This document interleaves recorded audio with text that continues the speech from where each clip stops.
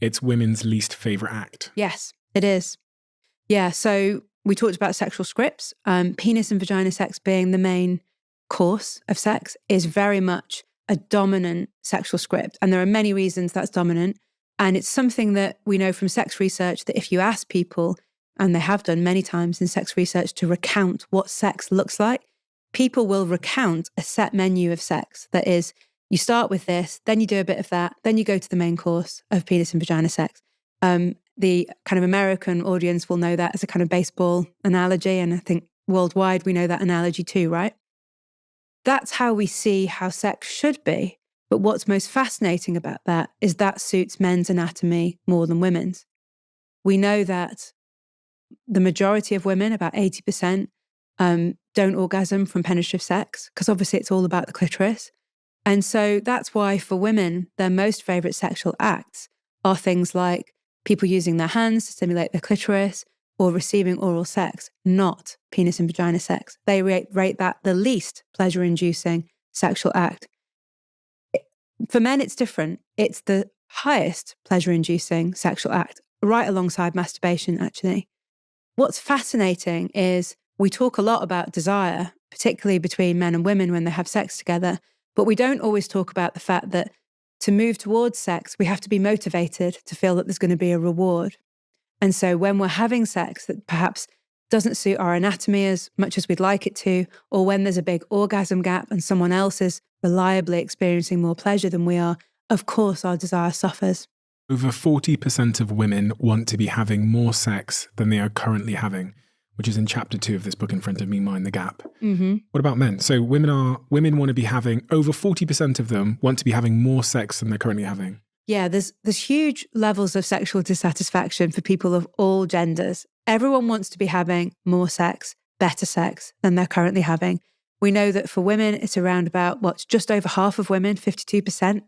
And for men, it's about 42% are unhappy with the sex lives that they have.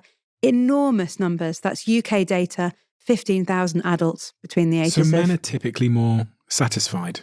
Yeah, and I suggest that the reason for that is that although men experience challenges with desire as well, men find it easier on average to maintain desire for the same person. And as we've already talked about, women struggle to access their spontaneous desire and label that as a problem when it's not. You know, I'm aware we're talking very much about straight couples because that's where we see the majority of sexual problems. But when we talk about men and women having sex together, we also see that orgasm gap. So we see less pleasure and less reward for women, which I think accounts for that slightly higher number. So you said something in between there that was curious to me. Just to confirm, over long-term relationships, the man is more likely to maintain their desire for the woman in a heterosexual relationship. That's right. The woman is more likely to lose desire for her partner. That's right. And we're talking here, remember, about spontaneous desire. Okay. Is that... Remember, there's the responsive desire we talked about earlier. And we know that, and this is the interesting bit, when it comes to women's desire, it's actually much more easier to trigger with a wide range of sexual stimuli than men's. So women's responsive desire works brilliantly. You could say it works even better than men's. So spontaneous desire is only one type of desire. It's that feeling of out of the blue, lust, horniness, want to rip your clothes off. It's partly attributable to higher levels of androgens like testosterone, but certainly not exclusively. There's a massive social component to it as well. So yes, men find it easier to maintain that. But I think it's really important to say, because there will be men listening to this that will be worried about their desire. As we've said earlier, 15% is actually quite a large number. It's not all men. Some men really struggle to keep hold of that spontaneous desire in a long-term relationship. And just to clarify, the reactive desire is the desire that kicks in once you've begun. Basically, yeah. Some kind of sexual stimuli, some kind of sexual currency. It comes after arousal. You must come across so many couples in your clinical practice that have two different visions of what sex should look like. Yes. Fantasies, fetishes. You know, this one wants this person to do this to me, but this person thinks that's, horrific. Mm-hmm.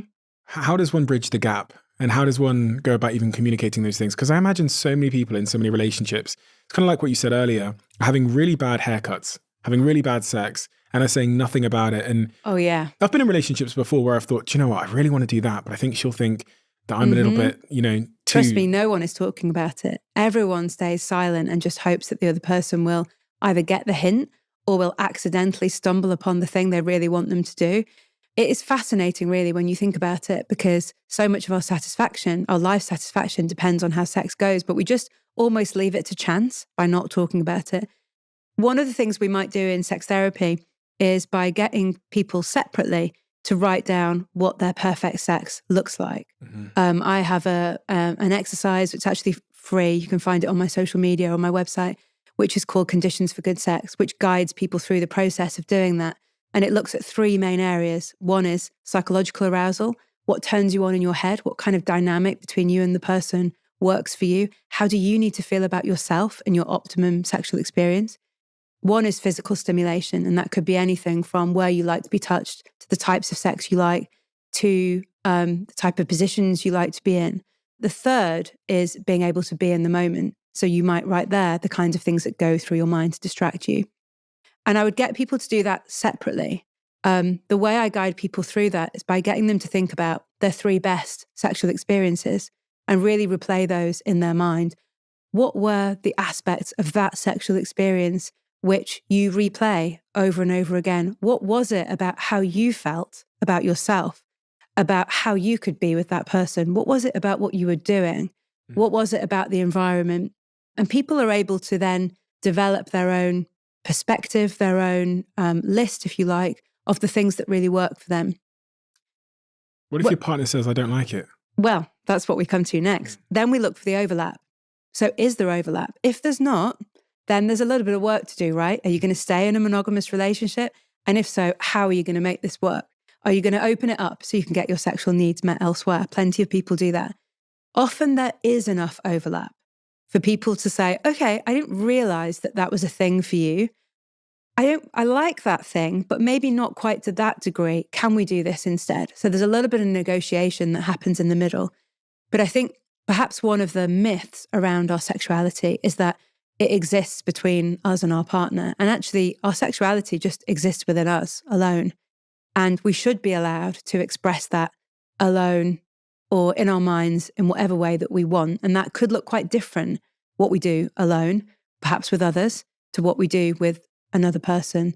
So we don't have to get all of our sexual needs met by that one person. There may be other ways of doing it. Should we remain open-minded to the desires and requests of the other? I remember, I like experimenting, and I think I was once upon a time with someone who was less keen to experiment. And I remember thinking, this is boring. This is going to be really boring. And then over time, I think I was able to introduce things slowly that opened their eyes to experimentation. And then they love experimentation. We had the best sex of our lives. Okay. Because we introduced things, we experimented more. But I remember reflecting in that moment that I could have easily walked away from the relationship when this person said, oh, no, that's weird. I don't want to do that. Yeah. And it may be that if this other person had done their conditions for good sex, they may have written down under the psychological arousal part, I really need to know someone, or I really need to trust someone before I can do things that are outside of the normal sexual script, right? Makes sense. And experimentation could be part of that. I think it also comes down to how you want the kind of personality of your sex life together to be. So I think for some of us, experiencing kind of thrill or joy or pushing boundaries or experimentation in sex is a key part of what really ticks us along, what really keeps us going. For other people, it's just not.